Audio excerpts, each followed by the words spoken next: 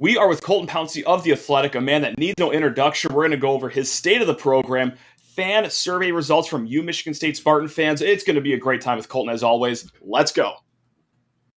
You are Locked On Spartans, your daily podcast on the Michigan State Spartans, part of the Locked On Podcast Network, your team every day.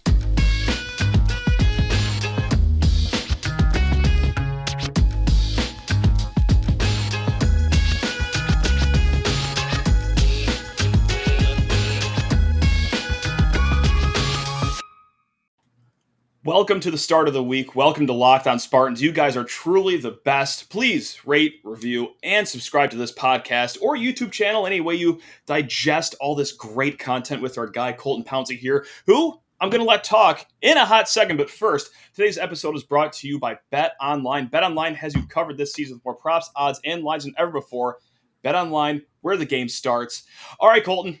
How you doing, man? People are here to listen to you talk, so go on, do your thing. I'm doing great, man. How you doing?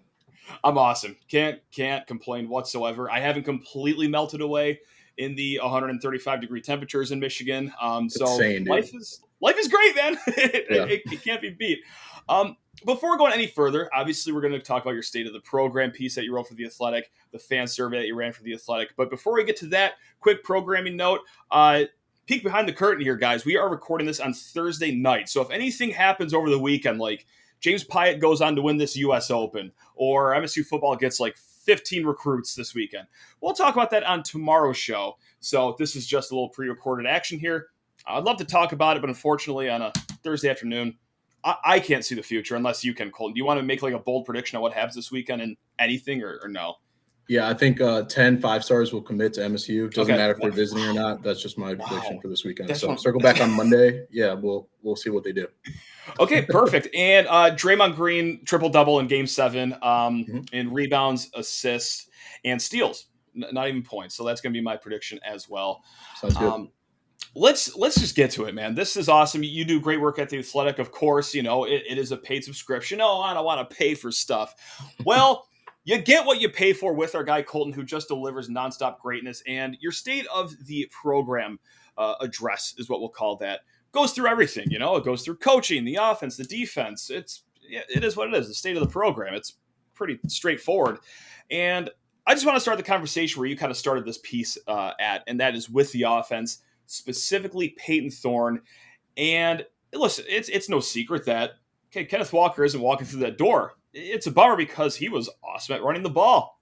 We had a great time, but you also mentioned the play action aspect of this. And you pulled up an interesting stat that Thorne threw for 12 touchdowns and 2 interceptions last year off of play action and ranked 11th in yards per completion on play action as well. Again, that was obviously helped by Kenneth Walker. Can this offense next year be good without the play action, or is that going to be really crucial for MSU? And if it is, can we even replicate somewhat of what we had last year with the play action with what we have in the run game this year? Yeah, I think you can. I mean, obviously, like you mentioned, it does help when you have a dude like Kenneth Walker, who won the Walter Camp and the Doak Walker Award, back there at running back. But at the same time, I think, you know, what the play action is all about is about the threat of a running game. And when the defense, you know, kind of crashes down a little bit and you're able to, you know, go over the top of the deep ball, like we saw Payton Thorne do time and time again last year. So really, I think you're just looking for the threat of a running game. Again, you don't need that caliber of running back, but Michigan State does have some pretty good dudes back there, I think. You know, Jarek Broussard, he's coming in. I think he arrived on campus last month. So he's with the program right now. He's already been training with them. He was the 2020 Pac-12 Offensive Player of the Year, rushed for, you know, close to 900 yards in 6 games that season. So, I mean, he's a pretty good player. I think he was a little banged up last year, but Michigan State's expecting big things from him. Guy like Jalen Berger, who's coming over from Wisconsin, you know, 4-star, former top 150 player. I would expect those guys to maybe get the bulk of the carries this year. I mean, maybe a guy like Davion Prim. They've got a lot of dudes that are in the mix that have kind of been around the program for a while. Elijah Collins still here, Jordan Simmons, you know, those types of guys.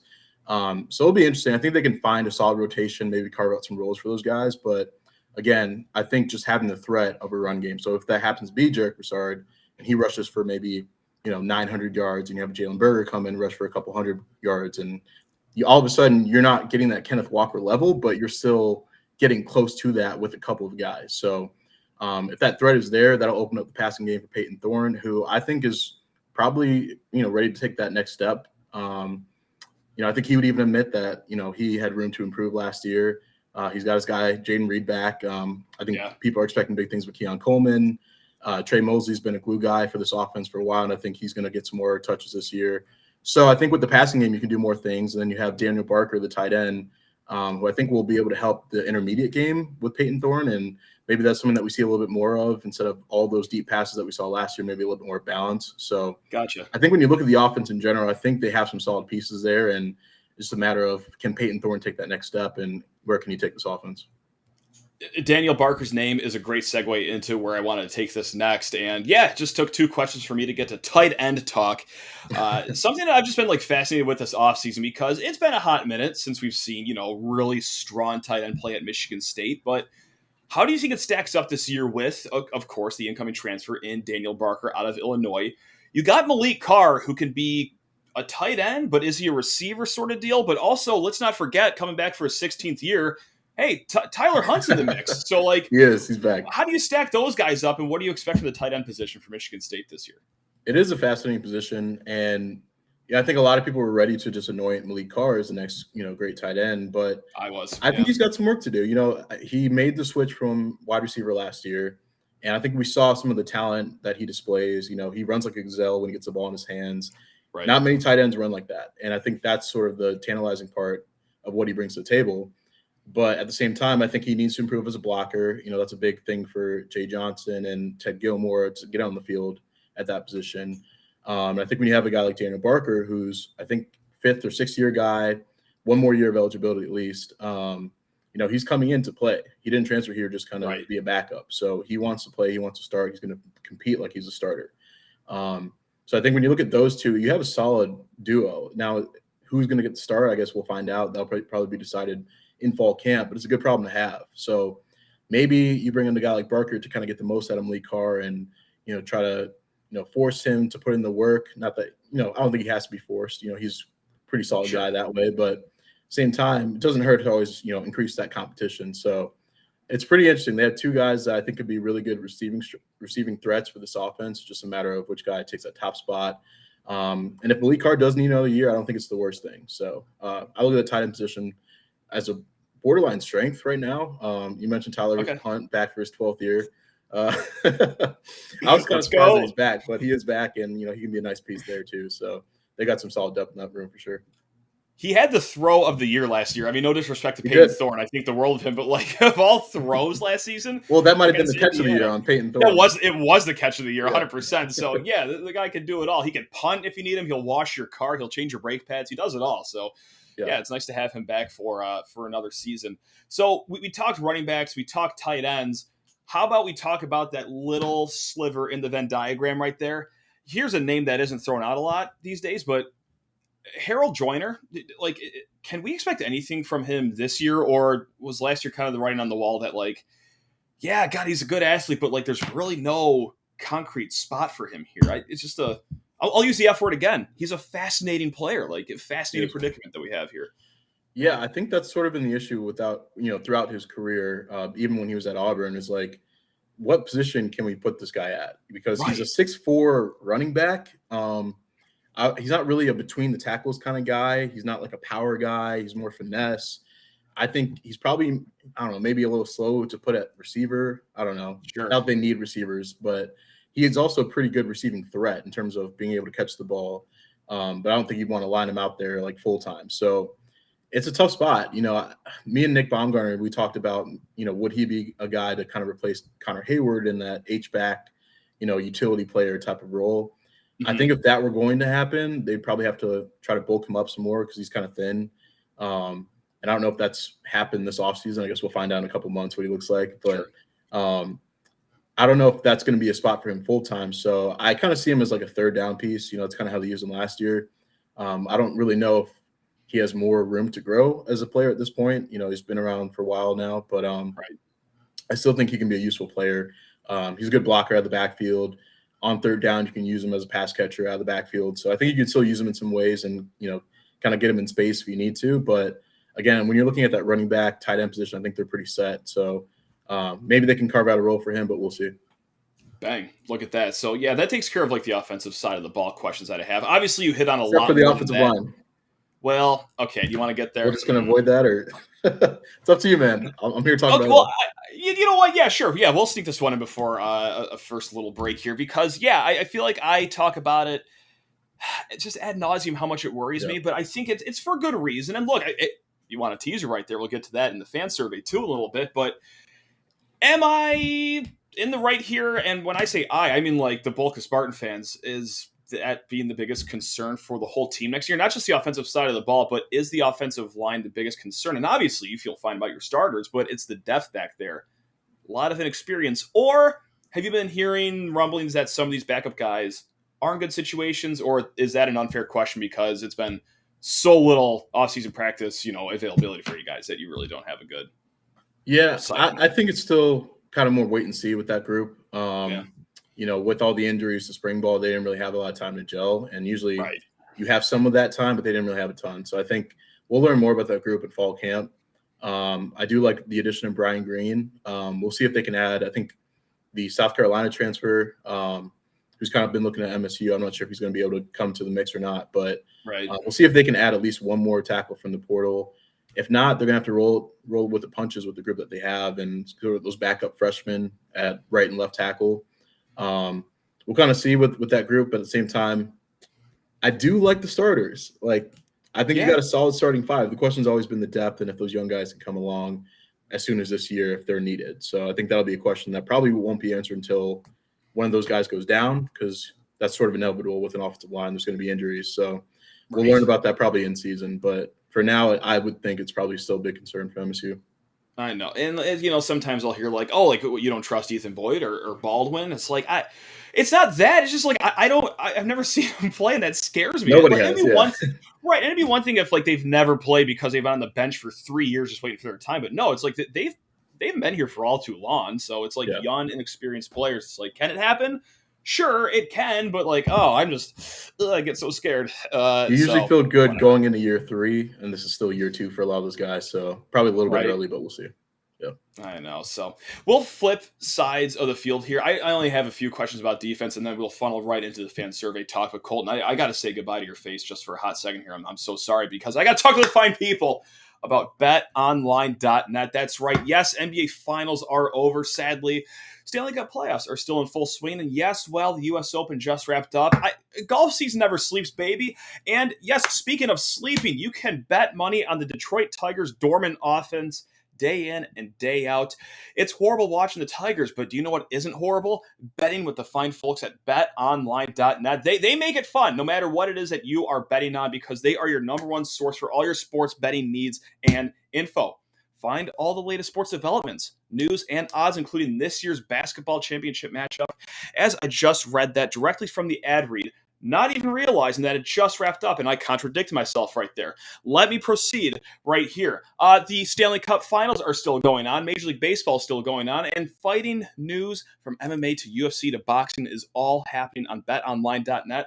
BetOnline is your continued source for all your sports wagering information, including live betting, esports, and more. Head to the website today. Use your mobile device. Learn more about the trends in action. That is at BetOnline, where the game starts.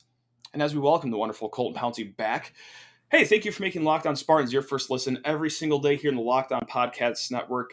Colton, that ad read was a D- at best. That was tough. That was tough. I thought it was strong. Who won the finals? So I gotta know. I got to get that one out of my head. Short memory. As a podcast, you got to be like a Major League Baseball pitcher. Short memory right there. I just let 3 home runs off in a row, but the coaches keep me on the mound still to I enjoyed it the rest of this inning. So yeah, whatever. Bet on this year's NBA basketball finals. It just wrapped up yet. Anyway, Colton, we got to talk about the defensive side of the ball here. And you already know what my first question is going to be here. It's going to be about the pass defense. Right. And earlier this week, I get a text from a lovely gentleman by the name of Rick. We're talking Michigan State football. Shout out to Rick, new grandfather. So congrats to him. Anyway, that's not part of the question.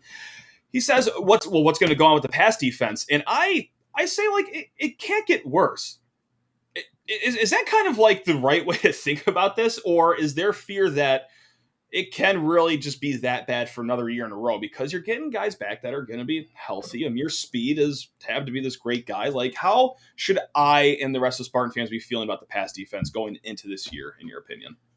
I guess on paper you can say, oh, they return a lot of guys, but it's also kind of like, well, those guys didn't really do well last year. So I get that, but at the same time, right. I think there's reasons for optimism with the passing defense. And okay. The reason I say that is because it seems like they've made a shift in philosophy defensively with that nickel spot. Where last year we saw Darius Snow, and he was kind of almost acting like a third linebacker anyway. Obviously, he made that move to linebacker this offseason. But they're kind of taking that nickel spot and making it more of a, put the cover corner there, which is what the NFL does with that spot. Smaller guy like Chester Kimbrough moving in. Sure. I like that for MSU because I think it gives them another pure corner on the field rather than sort of a hybrid like Darius Snow back there. So I think you're going to improve your coverage skills a little bit by having him inside. Bring in Amir Speed from, started 3 games in that Georgia defense, which was insane. And it's basically an NFL factory. Right. And then you have Ronald Williams coming back. I think he's going to be better. He really came on strong, I thought, last year, sort of, towards the second half of the season. So I think with those 3 cornerbacks, I think you're pretty solid with the 2 corners and the nickel. And then at the safety position, it seems like Harlan Burnett wants to give Xavier Henderson and Angelo Gross more of a breather. I think those guys finished 4th and 6th nationally in defensive snaps, if I have that correct. I believe that's the number, which is a ton of snaps. Wow. Because they were on the field for a lot of passing plays, and obviously it didn't really go well.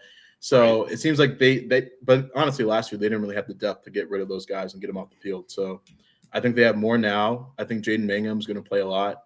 He's a young guy I really like a lot, true freshman. He's the free safety of the future. So I think if you have a chance to get him on the field and you want to give those guys a breather, you put him out there and trust what he can do.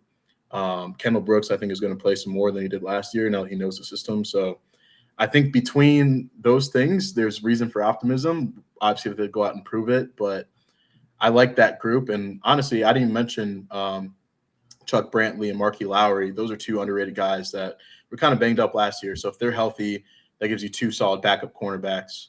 That adds to the depth there, which was an issue last year. So all things considered, reason for optimism, got to go out and prove it. And that's like the one big hang up that a lot of us have, right? Because just like you wrote in your State of the Program piece, like defensive end really isn't going to be an issue here. You got Bogle, you got Petrowski, the defensive line, the rest of them, pretty good depth there. There's 48 linebackers that could potentially start for this team. Like that's not going to be an issue at all. So yeah, I mean, it's just all on the pass defense. No pressure, guys, but so help me God, we please just don't be in the last third of the nation in pass defense regardless. Anyway, I would love to get to the fan survey right now because this was a few weeks ago. I think how many questions did you put out there? I think it was like almost 20-ish questions, maybe. It might have been closer to 30, actually. If let me see. Yeah, whatever it was. It was a blast to fill out. I mean, I always have fun filling this out, and obviously reading the results are fascinating as well. And we'll go down the list here. We're not going to hit on every single one of these. If you guys want to go check it out, it's all at The Athletic. It's awesome. But I do want to hit on the very first one at the top right here. And it starts off with, how would you describe the current condition of Michigan State football? You had 1,575 responses, so that's a really good turnout right there. Yeah. You had poor, fair, good, very good, and excellent. So those are the 5. Over 89% of people voted either very good or excellent. So my first question is what the hell's up with the rest of the 11% that just say 10% said good, 0.5% said fair, and then 0.1% said poor? I imagine that those people are illiterate or just Michigan fans that commented as they do, I guess. But I'm surprised it's not even higher than 89%. Like, things are pretty good right now, right? Or is there a legitimate argument for just saying, it's good, could be better?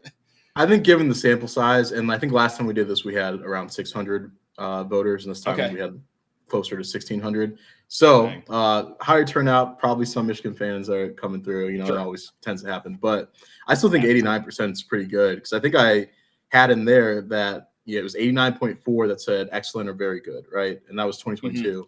Back in 2020, that number was 22.8%, and that was did that April of 2020, so 2 months into the Tucker era, 2 months after D'Antonio retired. So the vibes are a little bit better, it seems, in East Lansing. So I think that's what that one told us.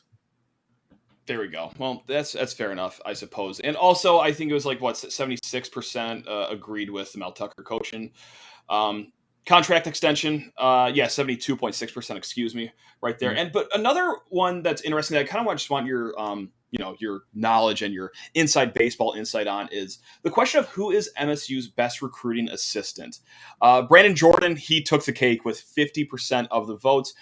Chris Kapilovic, the offensive line coach, of course, took 15.5%. And then rounding out third place on the podium, Harlan Barnett, 9.8%.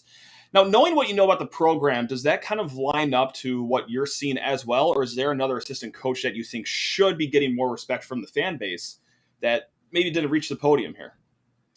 I think that's, pretty in line with what I was thinking. Okay. Brandon Jordan, we've already seen what he's been able to do in a short amount of time. Sure. He was hired in January. Already got Andrew DePape, 4-star guy. He's got a ton of those guys on campus with, some of the guys that they've had on campus already. So I think we're going to see defensive line recruiting pick up. Not that it was bad before, but I think, Jordan can take it to another level. Offensive line recruiting, Chris Kapilovic has done a great job.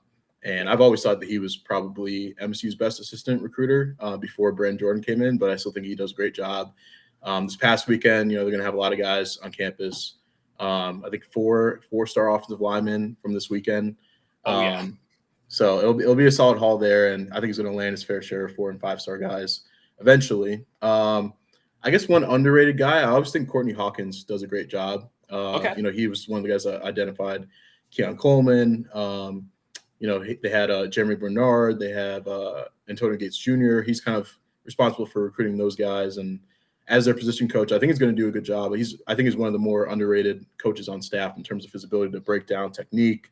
We see him out there for fall camp and, some spring practices, and you can really tell that he enjoys the teaching aspect of things. So I think he's all there. So I would say maybe he could be a little bit higher, but it's hard to argue. He's already 4th on that list. Harlan Barnett does a good job recruiting DBs. Right. He was 3rd. So I think it's pretty spot on for the most part.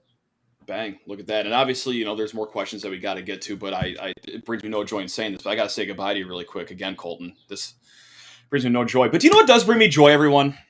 Built Bars. That's right, Built Bars. They dropped a new flavor of Built Puffs. Now, Built Puffs, what are they? They are the first ever protein-infused marshmallow, still wrapped in 100% real chocolate, but my goodness gracious, they dropped a mud pie Built Puff. And when I got it in the mail the other day, I almost fell straight on the floor. I love their birthday cake puff. I love their churro puff. The mud pie puff absolutely positively slaps. Tastes like a dessert, but gets the body feeling like you are ready for whatever it is that you got to get ready for, whether it's your round of golf, whether it's a day of yard work, whether it's working out, whether it's a job interview, whatever it is. Built Puff, the mud pie flavor with their 16 grams of protein will have you feeling some type of way. And they'll also have your wallet feeling some type of way, gang. That's right, because when you go to Built.com, smash in promo code LOCKED15. And that's going to save you 15% off of your order. And not just Built Puffs. You can go for the standard Built Bar, which absolutely slaps. Go for the Built Granola Bar, which goes absolutely hard. Or, just like I said it, I'll say it one more time. They're Built Puffs. Never stop going in. So, head to Built.com right now. Smash in promo code LOCKED15. And that's going to get you 15% off your order. One more time, for 15% off, smash in promo code LOCKED15 at Built.com. Colton, that one went a little better. I didn't talk about an NBA Finals that already wrapped up. I kept it inside the lane. So here we are going into the 7th, 8th, 9th inning right now, talking more about your fan survey that you did for The Athletic. Awesome work, as always, because that's just obviously what you do at The Athletic. Recruiting's hot in the streets, and we've gone too long this episode without talking about recruiting. I'm starting to break out in hives. I'm very disappointed with myself here. So let's just go right to this question. Where do you think Michigan State's 2023 recruiting class will rank when it's all said and done? Top 11 to 15, which is what I think I voted for, is the top one. 53% of voters said that. Top 16 to 20, 23%. And then top 6 to 10, 15.8%. And then top 5, 0.8 people said that. So right now, very optimistic. I absolutely love the energy of top 5 right now. So as it stands, like I said, we're recording on Thursday afternoon, so if anything happened over the weekend, the number's going to change. But on 24/7 Sports, Michigan State is right now at number 9. Still a lot of game left. Where do you see MSU's recruiting class kind of tapering off here at the end? Is it going to be in that 11 to 15 range? Higher, lower? What are you feeling right now as we're kind of halfway through recruiting season? I actually didn't go through the process and, answer all the questions I put out there. I probably should have, but if I were to do this one, it would have been top 11 to 15. Okay. Just because, I know they're ninth right now, but it's so early. I think Northwestern's like number 3 or something right now, or Texas Tech might be 2. It's crazy. Alabama is like 43rd right now. Yeah. So, just by like pure number of commits. So I do like where MSU's what they're doing and kind of where they're headed. And I think, they're probably going to get some more prospects from this weekend, from earlier visits. Even if they don't commit in the next, couple of weeks, it could be something down the road where, hey, that visit in June left a lasting impression on me. So now, you're maybe my top 5, my top 3. Now when it's December, I'm ready to choose. I feel good about where we were back then. So I do see 11 to 15, which would be great. That'd be one of the best classes of all time, I think, at MSU if they do that. At least the last since 2000. So that's kind of where I see them. I guess you can make the case that they can get up to top 8. They would need a lot of things to go their way and some of those 5 stars to commit, which I do think they're sitting well with some of the those guys like Samson Lola. DJ Hicks seems to like Brandon Jordan a lot, so we'll see what he does. But at the same time, I still think, if you can get to 11 to 15 this year and continue to stack classes like that while also working the portal, you're going to have a pretty solid roster every single year. So I think that's a good spot for MSU. No doubt. And you also asked the question too, which player is the best coming back to Michigan State next year. Jaden Reed took the cake, 71%. Payton Thorne, 19.4%. But all the way down at the bottom, Keon Coleman with 0.3%.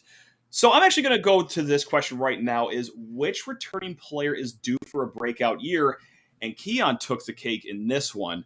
Doing a lot of cake talk right now. Sorry, I don't know why. Keon Coleman, 37.5%. Tight end Malik Hart just behind him, 32%. And then Jeff Petrowski, 10.2%. In your opinion, who is going to be the biggest breakout player for Michigan State? Is it going to be Neon Keon Coleman, or is it someone I didn't just name off right there? And I think I wrote this in the fan survey, but I probably should have put Trey Mosley in there. To me, I guess I don't consider him a breakout candidate because he's played for a few years now. But I agree. Just based on, his target share is going to go up this year without Jalen Naylor. He's a senior now. So I think I probably should have put him in there as a breakout candidate, but I didn't. So we got a lot of Trey Mosley write-in votes for that one. So I would go with Keon just because he's more of the true breakout candidate, right? He was only a freshman last year, didn't play a ton. I don't even think he started a game last year. So I would expect him to become the full-time starter this year as a sophomore and kind of take control of that position in a way and basically set himself up to be the number 1 guy once Jaden Reed leaves after the season. So Keon Coleman, and I think it seems like a lot of people agree with me. So I think that's a good one for them. No doubt. And so here, I don't know if this will be the last question, but it's definitely one of the most fascinating ones on here is you asked, is the roster better this year than it was last year? And I think 84% of people said yes, if I'm not mistaken. And on the contrary, though, the question later on is, will Michigan State be better in 2022 than it was in 2021? No is actually the winner right here with 54.9% of the vote. So it's almost a coin toss, but that's a fascinating question because on one hand, the roster could be better this year, but also if we're talking 11-2 or better, winning all your rivalry game trophies, winning a New Year's Six bowl game, that is a very high bar to climb right there. So, and this is another question you ask later on too, but what record do you think Michigan State will hit this year? I mean, what is going to be the ceiling and what's the floor as far as that was kind of a disappointing year for this group of guys.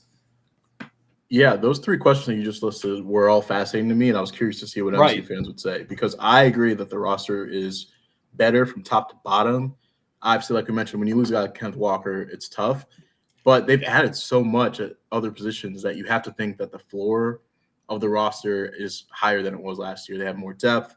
They have more impact players from the portal that I think will be able to start than last year. So I think when you factor that all in, it's of course they're going to be better than last year, but at the same time, they won 11 games. That's a lot. It's hard. What's better than 11 games? 12 games? you get to 12, you're all of a sudden, top 3, 4, 5 team. You're in the playoff discussion. So that's basically what we're asking. Yeah, I would cease to exist if they've reached 12 wins this year. Right. That'd be too much for me to handle. But yeah, that's the discussion we're talking about. So right. It's tough. I guess I don't see MSU as a playoff team this year. I still think they have some work to do in recruiting to get those high-end players. That's what you need to kind of compete against those schools, and take down the Ohio States. They're still pretty far away from that right now. But I agree that the roster is better. I kind of see them in that 9-3, 8-4 range with room to grow if everything comes together. I could see 10 wins being realistic if the running back position is sorted out, if the offensive line comes together and those guys stay healthy, and if the defense and the secondary can get sorted out. I don't see why 10 wins, wouldn't be a possibility if all that stuff comes together. So That's sort of the question you're playing. Like, is it going to come together? Maybe. We just got to wait and see.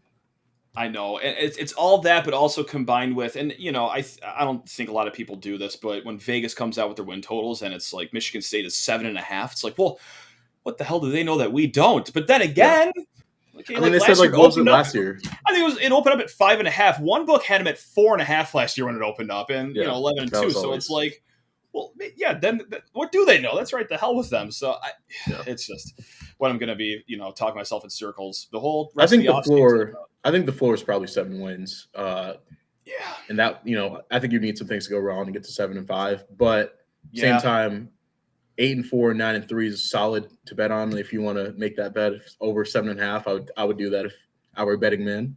But and I am. So I think I will be traveling over to BetOnline.net to make that wager right there. That's right. I'm a company man, Colton. There you go. Love it.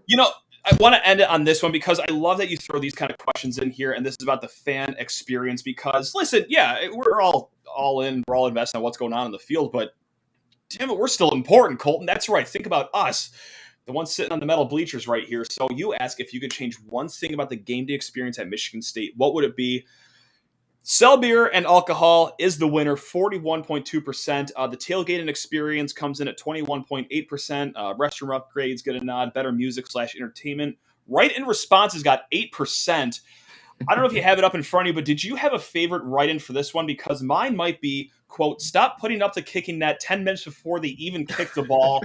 That is the most niche, anal comment to write. That's like something that I would write, honestly. So maybe that's why I love it so much, because it's like, oh man, there's another one of me out there that would get really annoyed with this minuscule thing about the game. So love it. But did you have a favorite? That was pretty good. I think someone said more melting moments, which I enjoyed personally.